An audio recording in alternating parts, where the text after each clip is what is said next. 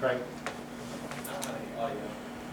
Well, I had him, the mic was turned down, so. Okay, yeah, I'm good. Oh, wait, everybody's okay. Okay.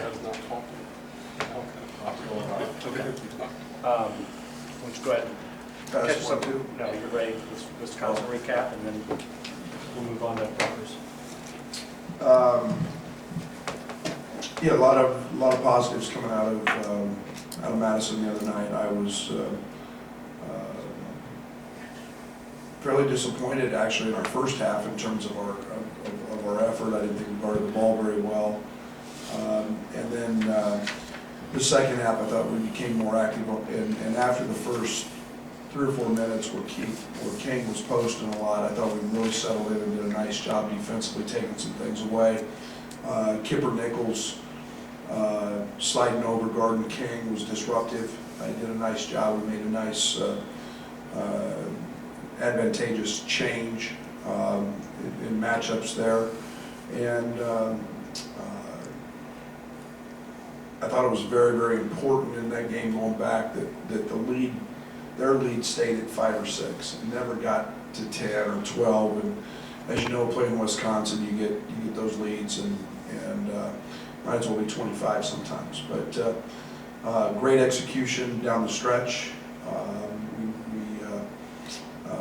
Io had 3 great assists that led to 9 points. Along with that, he had what we call a skip layup. Just froze a defender, and then of course the step back. So, you know, Io was responsible for 14 points, but it was the right plays, and it was guys stepping up and making shots. And then Georgie down the stretch, a big time defensive play without fouling. We call those Mozgoffs, just walling up and making the defender shoot it over him. And Allen did a terrific job of snatching the last rebound. So, you know, it's all you can ask for on the road is to have an opportunity to win the game in the last 4 minutes, and we stepped up and made a few plays. But that one's behind us, and as so happens when you're in conference play in 20 games, it's and you're in the Big Ten. It's another great opponent. Rutgers is probably playing as well as anybody in our conference. They're as deep as anybody in our conference. They're tremendous experience. I think Miles Johnson is one of the most improved players in our league from his freshman year to his sophomore campaign. They're physical. They're an extremely good rebounding team, and they cause matchup problems with Harper playing a lot at the 4 spot. So it's a team that is came in here. They're going to play extremely hard. It was an overtime game last year, a game where Georgie was exceptional and took every one of those points. So I expect a little different game in terms of style of play. They're about a third of their points come in transition under 10 seconds. And Jacob Young is elite in transition, so we've got to be good there. And then you know, it's a scrum once it goes up on the glass. So it's 2 top 10 rebounding teams, and we're going to have to do battle there.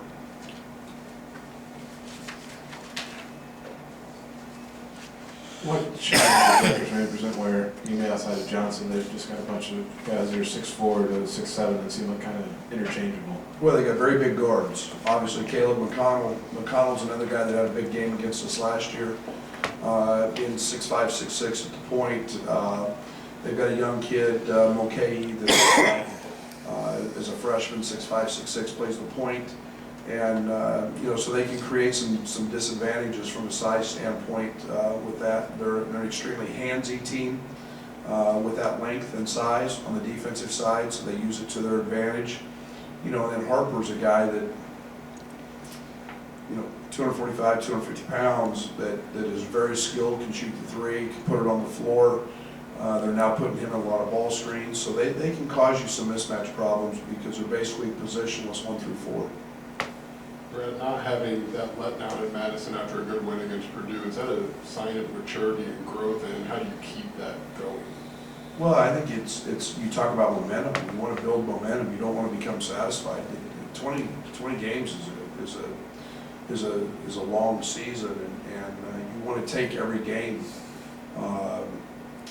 for its face value. It's the next game on the schedule, so it's the most important game. And yeah, it was a great road win. It was big for our fans to get that kind of monkey off our back, but for our players, it was a great road win in conference play. And now, you've got to build on that by coming home and again facing Rutgers. There's no easy ones, so it's kind of the most important game's the next one, and hopefully we're as good as we can be, because we'll have to be to beat them. Right, what can you say about pace for tomorrow? Obviously, Wisconsin's a team that really wants to slow the game down. Rutgers seems a little bit more frenetic. Is it important for you to have a certain type of pace tomorrow? Well, I think we always like to play fast when it's opportunistic. I think it becomes a game about field goal attempts, and I mean that in terms of offensive glass and limiting them to one shot and us creating opportunities. And then you've got to avoid turnovers. And the live ball turnovers, they punish you with live ball turnovers. And so, I expect it to be a little different pace, obviously, than the last two. But, it's something that we practice and we work on as well. On the theme of turnovers, has the coaching staff done anything to hone the high-low between Kemper and Georgie to Kofi? Yeah, I think we haven't done it as much. It's I don't want to say that we've taken that out, but we start when teams don't guard those guys up there. We turn it into a lot of naked screening actions, quick reversals. We had 2 or 3 opportunities against Wisconsin, but yeah, I mean it's about making the right passes and not every time. Everybody's looking for road wins in this league. They're hard to get. Is there an emphasis in the locker room on trying to make this a place where you can't get one? Yeah, I mean, we want it to be that kind of place. We want it to be that kind of environment, and there's no letdowns. And we talk about in the off season. I mean, every game is going to be a 2 or 3 possession game at the end, and you've got to be able to execute. You've got to be tough, and you've got to be able to withstand those. And the environment helps, the culture helps, the fans help. We got great fans, and we put a lot of people in this arena every night, and there's no doubt that it energizes our guys. So we're gonna have to have everybody tomorrow. Brad, the players say there's a confidence about this team right now. For you guys as a coaching staff, outside of them just telling you they're confident, how can you read a confidence about them on the floor with their play? Well, I think you gain that from a game like the Wisconsin game. I think you gain some confidence when you beat a Purdue team, because they're top 10 of the country defensively. You gain some confidence when you execute down the stretch and make winning plays, and it's the consistency that comes from practice and stressing them in practice, so that when they get in the games, they can make those, have the confidence to go make those plays. And whether it's Trent's 3 or Allen's 3s, or it's just experience helps there. But yeah, I think there's no doubt we're playing with more confidence. But you're only as good as your effort, and we have to be. Our effort will lead that confidence. Because he had to sit for so long and kind of got up and down because of foul trouble, rhythm-wise, how hard is it to do what Allen did late and make those shots? And in your experience, he has said it's not very hard. Trent has said this year it's not very hard. In your experience, how hard is that? I was an okay shooter. It's hard, and it's challenging. Now he got to play enough in the second half, but again, when you don't find a rhythm early, it becomes more of the mental piece. And Allen's really good at handling that. Nothing bothers Allen too much one way or the other. He's a pretty tough kid and tough-minded, but yeah, he just plays, man. And that's one thing. It's one possession to the next with Allen, and I love that about him. Could he have done that last year, or was I probably wouldn't have put him in that position last year. He didn't deserve it then. His confidence, he's earned the right to have that, and you have to earn that right with consistency and work, and that's why I say he's the greatest example of having to go through a process to become successful, and there's nothing wrong with that. It's the important part of they come here as boys growing into a man and becoming a really good player. Is you got to deal with some hiccups and some speed bumps, and Alan dealt with that, and now he's matured, and he never got his daughter down. He's just kept to the grindstone, and now we're starting to see that guy, and it's exciting. The success you had with Iowa off the ball screen late, I know you've run ball screens before, but was that a growth point or a step forward with that particular look offensively? Yeah, I mean, it's you know, we do 4 or 5 different things with Iowa off ball screens, and that one happened to be semi-successful in that game. When there was 3 or 4 plays, actually we ran out of that, you know, trying to confuse tags and do some different things, but made the right passes at the right time, and that's what good players do. It's never just about them. It's always about the play and making the right play, and I made the right play on every one of those. 11 a.m. is a pretty early start time. How does that affect your pregame routine, and does it present any challenges? It's different. We don't have a full-blown shoot-around at that time. You know, otherwise we pregame 4 hours before, but we will be up, and we'll be on the court with a walkthrough, and then guys can shoot.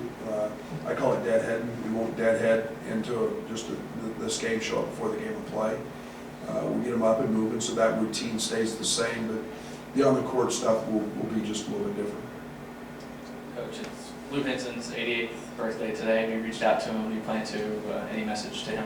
Oh, absolutely. I had lunch with Coach yesterday. You know, if there's the epitome of a tough guy, it's Coach. And you know, he was great yesterday, and the group of us had a great lunch.